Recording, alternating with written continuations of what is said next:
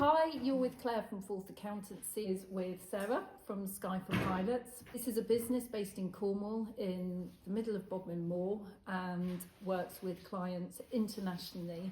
And that's what I love about business, is that you never know what's on your doorstep. There will always be a really exciting business out there that you've never heard of, never seen before, doing some really crazy things. So, Sarah, introduce Sky4pilots to people.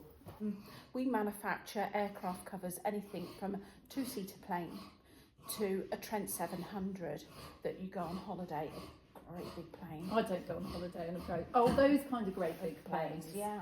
So just explain. So that would be like a plane I get on with EasyJet. Yeah. Yeah. So there'll be intake covers, and they'll be working from drawings, manufacturing drawings, and then we turn them into patterns, and then we manufacture them and cut them in quantities from anything from 2 up to 20, even in hundreds. So what are they using your products for? Well, it's for outdoor use or indoor use. So they might have it parked outside for all year round, so they want something that protects their plane from the UV, the rain and the weather. UV is one of the biggest killers on the planes. So is that because, you know, in the cockpit it damages the dials, the instruments, or anything like that? Or the UV, the sun will get to their instruments, but it's mainly the outside of the plane. They might be fabricked, and it's the paintwork, so it stops it from deteriorating.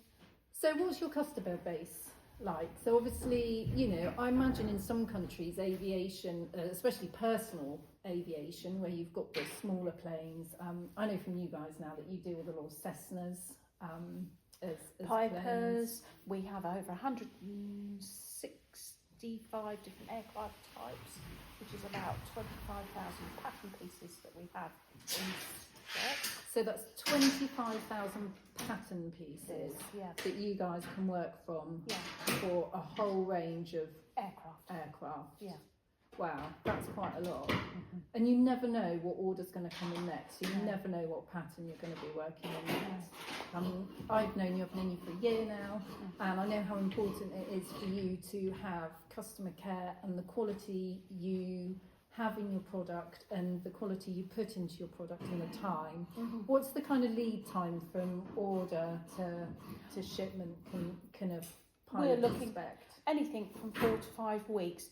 If it's really busy, we're looking at 6 weeks, but we like to get it in that 4 to 5 weeks. That's excellent customer service in this industry, isn't it, really? Yeah. Because I imagine with some companies providing less of a bespoke package, that could be quite a long lead time, maybe up to 12 weeks. Yeah.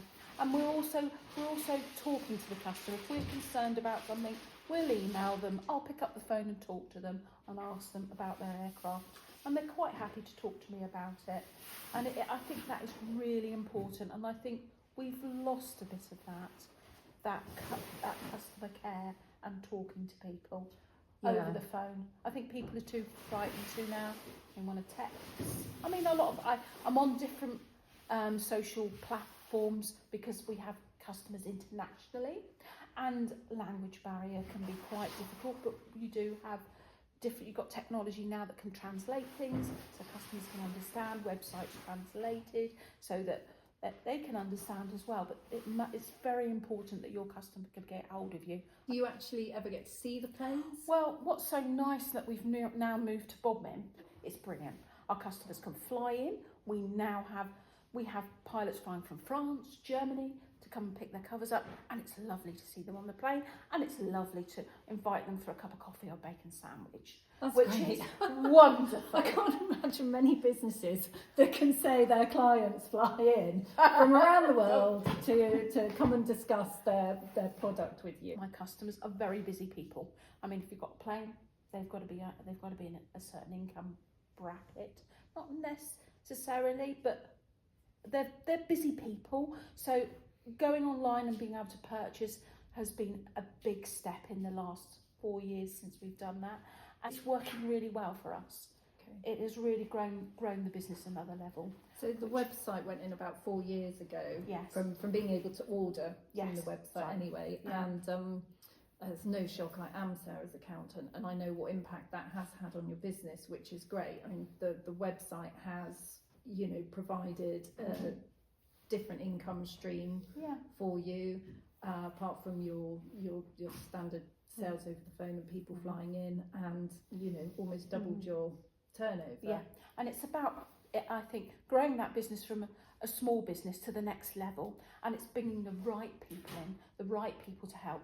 People like Robin, who's got his experience. Yeah. Having him has been great. I couldn't do without having an engineer here now to be able to cut the covers. Added and to value. Added value. Yes. Added value to your clients, Yeah. isn't it? And Having it's that about- extra knowledge and skill in the Yeah. business. And growing it that next level, and having Mark who does the marketing, and Claire who does the accounts and does all my bookwork. Running a small business, you need that time you don't want to be having to do the paperwork or doing your VAT return or doing all those other small jobs, because that takes up your time for your core business. And the most important thing is money in. One person said to me when I started my business and I opened my bank account, they said, money in the bank first. It's very true, money in, because you can then pay everybody.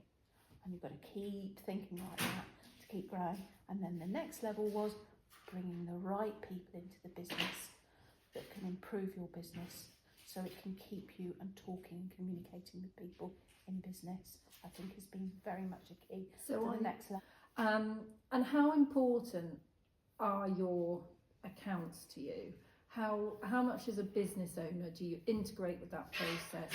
And I think I think any small business will say you don't really keep an eye on it because you're too busy, and really you at a certain stage you really need somebody. It is very important. It's very important, and even now it needs to be more important. And you need to be thinking about your future and about your pension. You need to be thinking about all of those things, because we don't, as business owners, we don't give enough to us. Can help you through every stage of what you can afford to put into your business, whether it's a small amount of marketing, a section of your account where you need somebody to do that work, because it takes that pressure off of you to be able to go and do that job, or to get that money in, or to get more work in, to do the things that you love to do.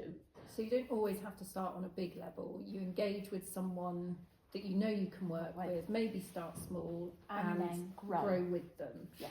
Essentially. Yeah. And that's what it's about, isn't it? Being able to use those services to help you make your business grow. So you're in the aviation industry and you're a female. I imagine that there aren't many females in this marketplace. I'm the only one. Okay. And how has your journey been as a woman in business, being in a heavily male environment? What kind of challenges have you come across? Has it been a challenge, or has it actually given you a unique point? It actually gave me some confidence, but it's hard in manufacturing. I think buying fabrics, competing in the clothing world was harder. Yeah. I think that taught me in making clothing my mistakes. I find it really hard negotiating with them sometimes, trying to break them down to get what you need out of them, to get a good price for your lineage metre of fabric and buying in quantities. You have to really work at that, and I think that key of your raw material is really hard as well. What advice could you give other people in business? You have to work extremely hard. Well, everybody works extremely hard, but you've got to keep going, and you've got to keep reinventing yourself. You've got to go up each morning and think, oh, it's not working. Why isn't it working? What can I do? How can I do something else that's going to bring me an income? What can I do physically to change this? Your best bit of advice for difficult days was head down. How can you turn this round? Yes. How can you make your difficult day into a great day? And that's sometimes difficult, but actually as small business owners, that's got to be core, because you know, being able to turn your difficult day into a great day is good for business, it's good for your outlook, and I imagine good for your mental health as well. So really what we're talking about for, if you're looking to start up a business, be prepared. You need lots of energy. Be prepared to reinvent, move with the market, and be able to have a positive outlook, even though the day might not seem so positive. And sometimes you might pick up the phone, and I think picking up the phone and talking to people is really important, because from talking to that one person that's giving you an idea, and they might have sold your product to somebody else, which then brings you in a bigger contract that you don't realise you're going to get. So what's your website address, Sarah? www.sky4pilots.co.uk. Brilliant. Well, thank you, Sarah.